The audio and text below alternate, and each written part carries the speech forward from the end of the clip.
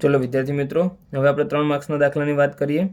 तो पहलो दाखलो छे 2 4y 8y नो वर्ग અને 16y નો ઘન। એનો શું કરવાનો છે? આપણે ગુણાકાર કરવાનો છે।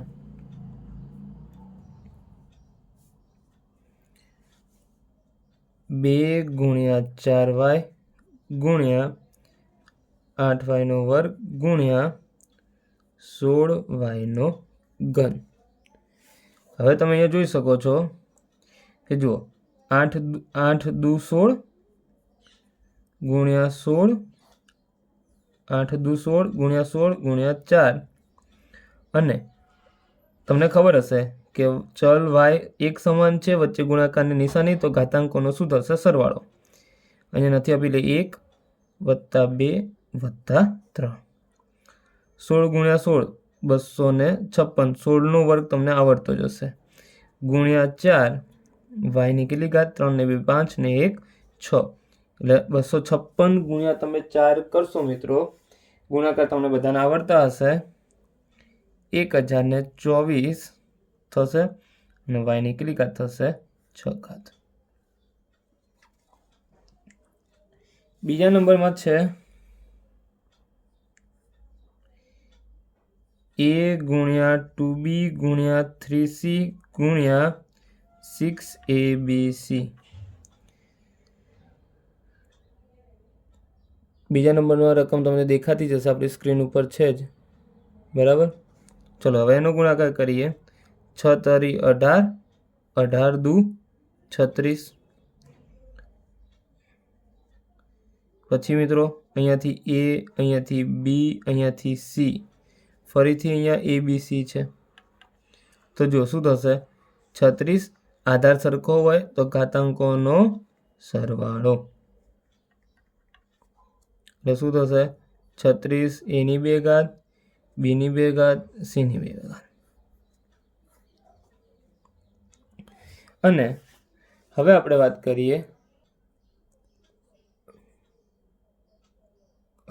કરીએ દાખલા નંબર 3।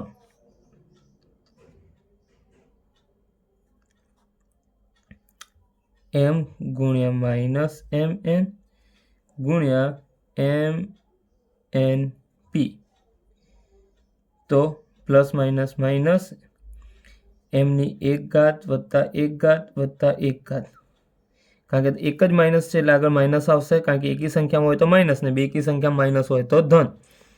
પણ એક જ છે એટલે માઇનસ, પછી એમની 1 એમની 1 એમની 1 એટલે ટોટલ એમની 3, એની 1 વત્તા 1 અને p એક જ છે સિંગલ, એટલે શું થઈ ગયું? માઇનસ એમની 3 ઘાત એમની 2 ઘાત અને શું આવશે? p। ચલો મિત્રો હવે આપણે બીજા દાખલાની વાત કરીશું।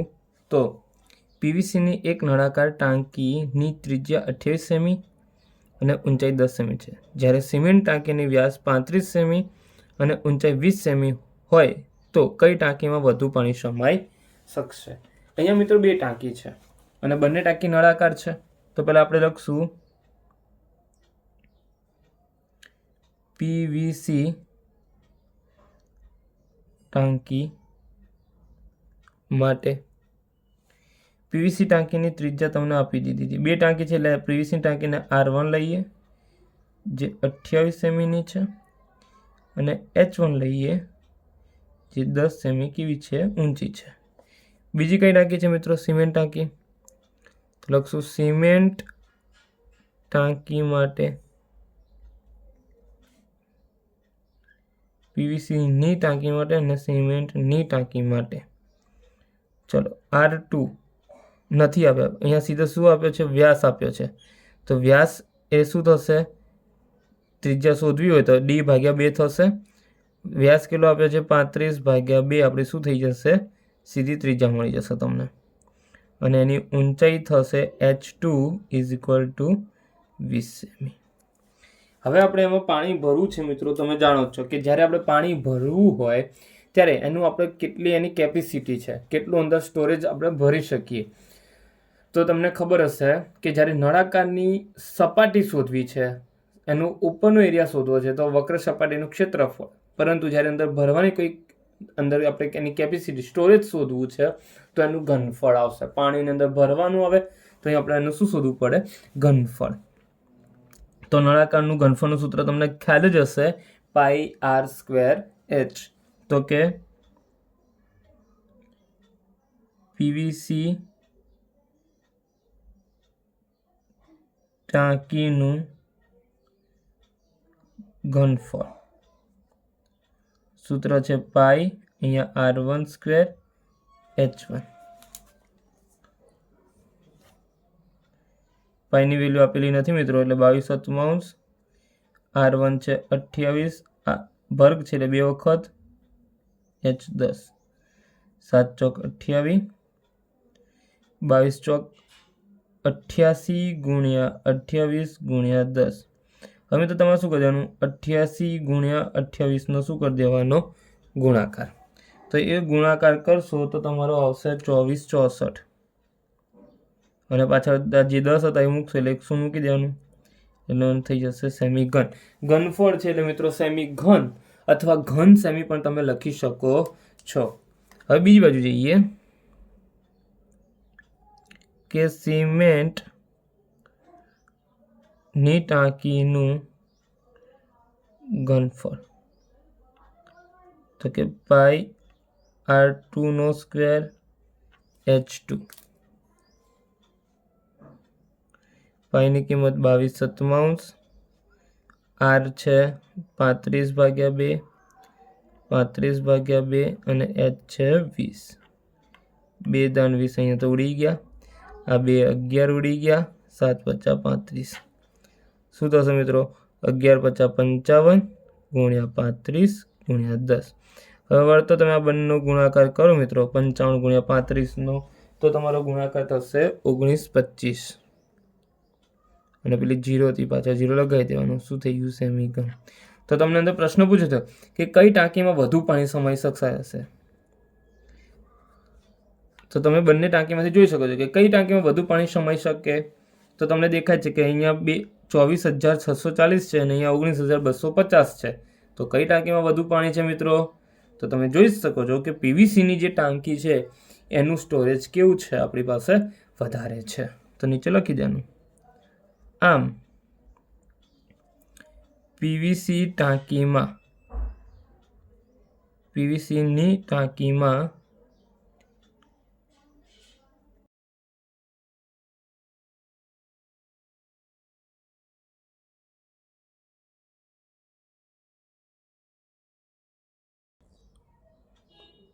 ચલો મિત્રો હવે ત્રીજા દાખલાની વાત કરીએ કે 7 મીટર ત્રિજ્યા, r બરાબર 7 મીટર, 3 મીટર ઊંચાઈ,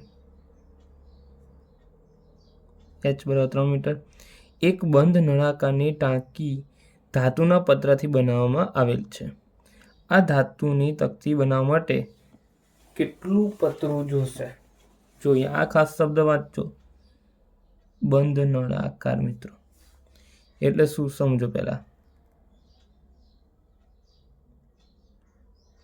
આ શું છે? નળાકાર ટાંકી છે. હવે બંધ નળાકાર છે તો કઈ રીતે? તો એક તો પતરું અહીંયા જુઓ મિત્રો, આને કહેવાય નળાકારની વક્ર સપાટી.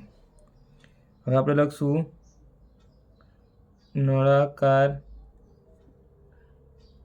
ટાંકી માટે જરૂરી પતરું બરાબર નળાકારની વક્ર સપાટીનું ક્ષેત્રફળ વત્તા શું થશે મિત્રો? બીજે ક્યાં પતરું વપરાશે? આ ઉપરની આ જે ઉપરનો જે આ ભાગ છે ને, અહીંયા પણ પતરું મિત્રો જોશે. એટલે કે 2 ગુણ્યા વર્તુળનું ક્ષેત્રફળ. નળાકારની વક્ર સપાટીનું ક્ષેત્રફળનું સૂત્ર તમને ખબર છે, 2πrh અને 2 ગુણ્યા πr². 2πr કોમન એટલે શું વધ્યું? h વત્તા, જો 2πr નીકળી ગયું એટલે અહીંયાથી વધ્યું h અને અહીંયાથી શું વધશે? r. મૂકો કિંમત. 2 પાઈની કિંમત 22/7, r છે 7, h છે 3, r છે 7 7 7 ઉડી જશે 22 દુ 44 7 + 3 10 440 મીટર સ્ક્વેર પતરું જોશે. તો આમ નળાકાર ટાંકી બનાવવા 440 મીટર સ્ક્વેર ક્ષેત્રફળ છે ને મિત્રો, ક્ષેત્રફળ છે એટલે મીટર સ્ક્વેર પતરું જોશે.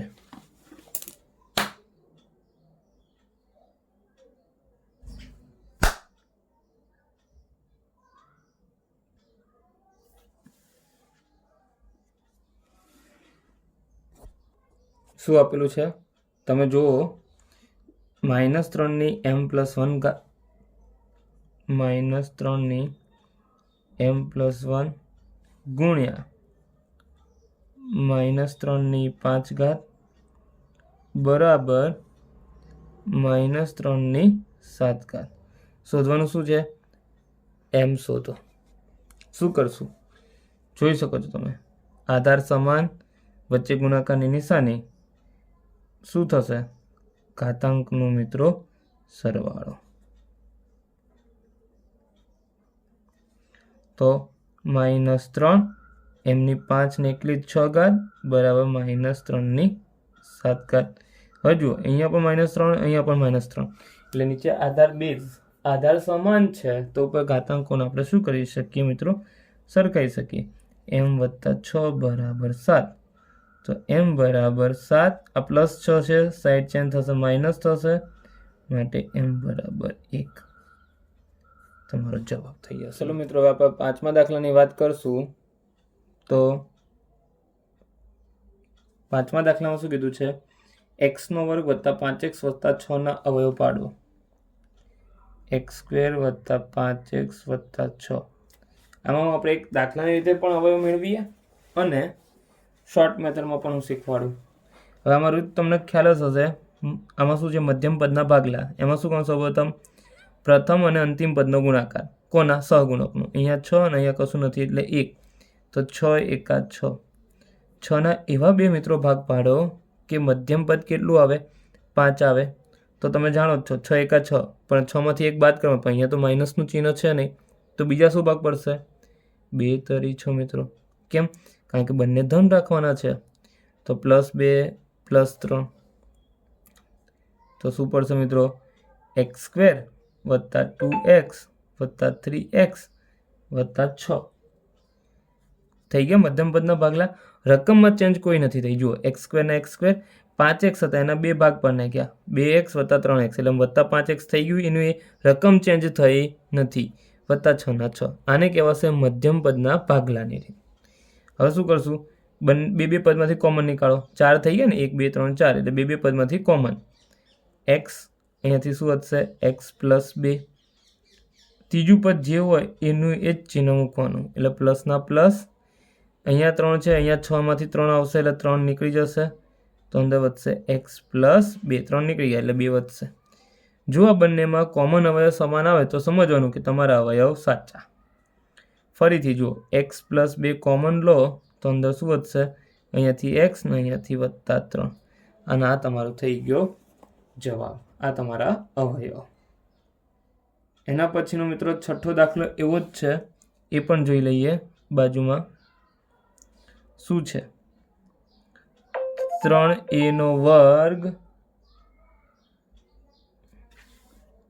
30a + 75.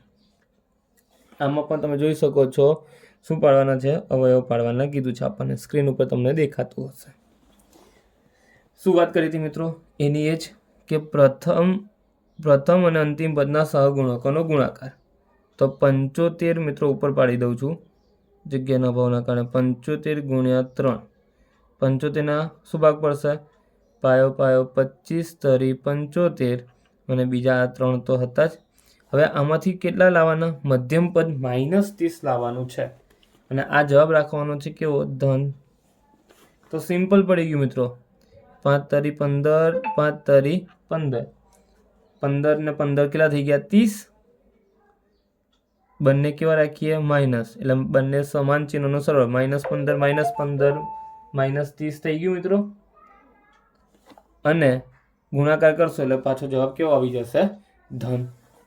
ચલો લખીએ આગળ, 3a² -15a -15a + 75 થઈ ગયા ને મિત્રો. રકમ ચેન્જ નથી થઈ, 3a² 3a² માઇનસ માઇનસ એટલે -30a + 75 + 75. ચલો હવે બે પદના જોડકા બનાવી અને કોમન, શું કોમન નીકળશે? 3a કોમન, a² હતો એટલે 3 નીકળી ગયા, a² માંથી એક a નીકળી ગયો તો શું વધ્યું? a વધ્યો, -3 × 15 એટલે કે શું વધ્યું? 5 વધ્યા. એ તો કોમન નીકળી ગયું. મેં તમને કીધું હતું કયું ચિહ્ન મૂકવાનું? જે ત્રીજા પદનું હોય એ જ મૂકવાનું. અહીંયા માઇનસ છે તો માઇનસ મૂકવાના. 75 શું ભાગ પડશે? 15 × 50 = 75, તો 15 કોમન નીકળ્યા તો અહીંયાથી વધ્યા a, માઇનસ કોમન નીકળ્યું, અંદર ચિહ્ન બદલાઈ જશે. જો આ માઇનસ હતું તો આ પ્લસ થઈ ગયું, અને આ પ્લસ છે તો અંદર શું થઈ જશે? માઇનસ. એમાંથી જો આ 15 નીકળી ગયા કોમન બાર તો શું વધશે? 5. અને યાદ કરો આગળના દાખલામાં આપણે કીધું હતું કે જે સમાન અવયવ એક જ જેવા આવે તો તમારા અવયવ કેવા કહેવાય? સાચા. તો નીકાળ દો ફરીથી એને કોમન, a - 5, બીજા કૌંસમાં અહીંયાથી શું વધ્યું? 3a - 15, અને આ તમારા મિત્રો શું થઈ ગયા? અવયવો. અને મિત્રો હવે આપણો 7મો અને છેલ્લો દાખલો છે. અહીંયા આપણું આ પેપર પૂર્ણ કરીએ છીએ. શું કીધું છે? ભાગાકાર કરો. તો પહેલાં લખી દઈએ x² - 7x + 12 ભાગ્યા x - 3. સૌ પ્રથમ શું કરીએ? અને ભાગાકાર સ્વરૂપે દર્શાવી દઈએ. x² - 7x + 12 છેદમાં x - 3. હવે તમે જો અહીંયા શું કરવાનું છે? ભાગ પાડવાના છે. પાછા આપણે આગળની જે પદ્ધતિ કરી હતી મેથડ એ જ, મધ્યમ પદના ભાગલાની.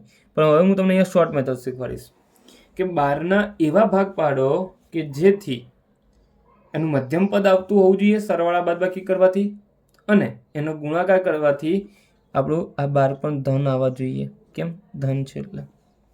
તો સિમ્પલ છે. શું છે મિત્રો? 4 તરી 12, -4 - 3. જો -4 ને -3 નો સરવાળો કરો તો સમાન ચિહ્નનો સરવાળો, 4 ને 3 7, માઇનસ આવી ગયું. અને ગુણાકાર કરો વળતો તમે એનો કે 4 તરી 12 અને માઇનસ માઇનસ પ્લસ, ફરીથી ગુણાકાર પણ આવી ગયો. તો હવે શું કરવાનું? તો કે જે આ ભાગ પાડ્યા છે એમાં આગળ જોવાનું એક્સનો સહગુણક કંઈ છે નથી, તો એને કશું ભાગવાની જરૂર છે નહીં. જે અવયવ પડે ને એને, અને ડાયરેક્ટ જે ચલ હોય એ ચલ સાથે ગુણી દો. અહીંયા કયું 4 છે તો અહીંયા x - 4, અહીંયા -3 છે તો x - 3. આ સીધા તમારા અવયવ થઈ જશે. આ તમારે ચલની આગળ કશું ના આપ્યું તો ડાયરેક્ટ તમે લખી શકો મિત્રો. આપણે બીજા દાખલા જોશું, એનો અલગથી વિડીયો હું તમને મૂકીશ. અને આ અવયવ મિત્રો ખૂબ જ જરૂરી છે. તમે 9માનું ધોરણ 9ની શરૂઆત કરશો ને ત્યારે બીજું જ ચેપ્ટર છે તમારું બહુપદી, અને એમાં આ ચેપ્ટરનો ખૂબ જ ઉપયોગ છે અને ખૂબ જ જરૂરી છે. 10મામાં પણ મિત્રો આવે છે. તો x - 3, x - 3 ઉડી જશે. શું આવશે મિત્રો? x - 4 તમારો જવાબ. અને અહીંયા આપણું આ પેપર પૂર્ણ કરીએ છીએ મિત્રો. આ જ રીતે ધોરણ 7નું પણ આપણું પેપર ટૂંક સમયમાં આવી રહ્યું છે, અને ધોરણ 6નું પણ ટૂંક સમયમાં આવી રહ્યું છે પેપર. તો તમારી આજુબાજુના જેટલા પણ તમામ મિત્રો છે આપણી સાથે જોડાવા માંગે છે એમને તમે જણાવશો અને આપણી સાથે જોડશો. તમને કંઈ આની અંદર સુધારો વધારો કરવા લાગી રહ્યો છે, તમને કંઈ વંચાતું ના હોય, અથવા તમને કંઈ ચેન્જીસ કરવા જેવું લાગી રહ્યું હોય તો મને કોમેન્ટ બોક્સમાં જરૂરથી જણાવશો. અને તમારે આ પેપર જો જોઈતું હોય તો તમારો મને વોટ્સઅપ નંબર તમે કોમેન્ટમાં શેર કરી શકો છો. તો તમને વોટ્સઅપમાં પણ આ પેપર તમને PDF સ્વરૂપે આપવામાં આવશે. ચલો.